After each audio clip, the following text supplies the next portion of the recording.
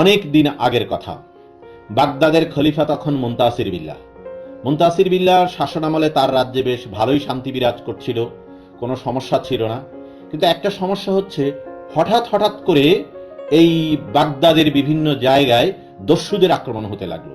এবং এই দস্যুরা কোত্থেকে আসে, কোথায় যায়, কিভাবে আসে, কোনো ধরনের কোনো কুলকিনারা করা যাচ্ছিল না।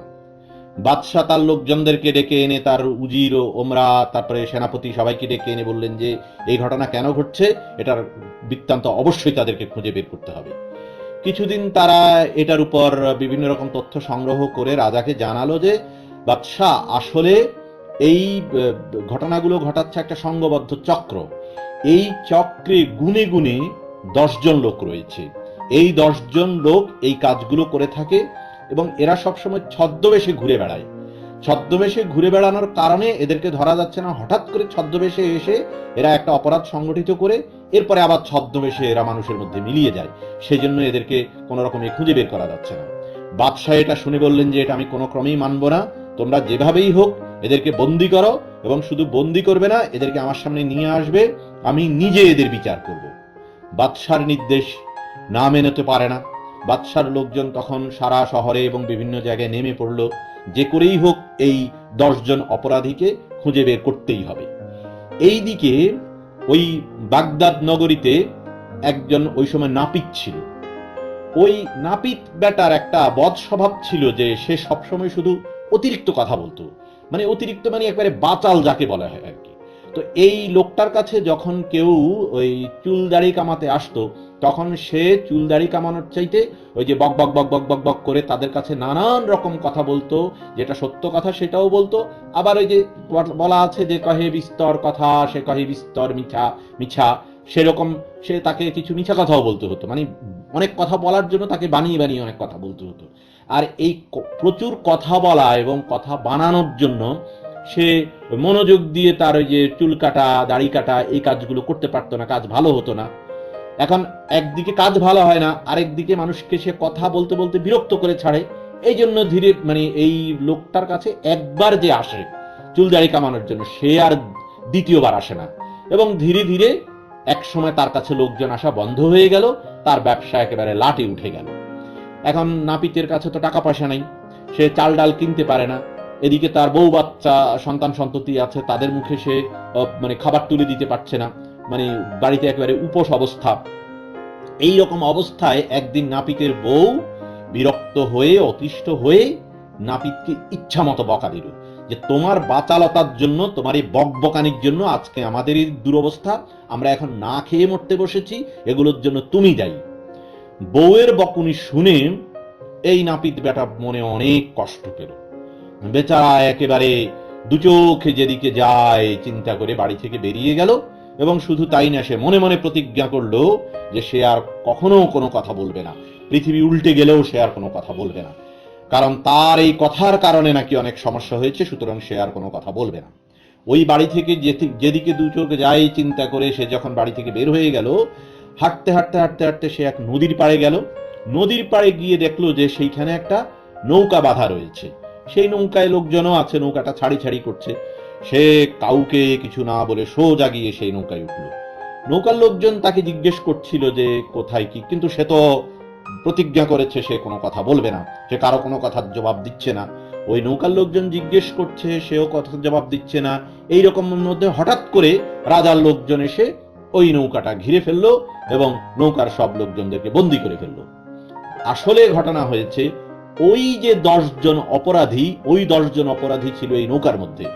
রাজার গোপন সংবাদবাহী দল এটা জানতে পেরেছিল এবং সেই সংবাদের ভিত্তিতে রাজার সৈন্যরা এসে এই নৌকাটা ঘিরে ফেলে নৌকার লোকজনদেরকে বন্দী করে ফেলেছে। এখন যেহেতু নৌকার ভিতরে ওই নাপিতকেও পাওয়া গেল, নাপিতকেও বন্দী করা হলো, কিন্তু নাপিত তো সে প্রতিজ্ঞা করেছে সে আর কোনো কথা বলবে না। এই জন্য সে যে ওই ডাকাত না বা অপরাধী না, এই কথাও সে রাজার লোকদেরকে বলল না। রাজার লোকজনরা তো তাকে নিয়ে রাজদরবারে নিয়ে হাজির করলো। এবার রাজার সামনে ওই অপরাধীদেরকে উপস্থিত করা হলো। সেইখানে রাজাকে বলা হলো যে এরাই হচ্ছে এই এরকম এরকম ওই দস্যু দল। তখন রাজাও এদেরকে ভৎসনা এবং যা যা বলার বলে তারপরে সে এবার জল্লাদকে ডাকলো। জল্লাদকে ডেকে বলল যে এই 10 জনের মাথা কেটে ফেলো।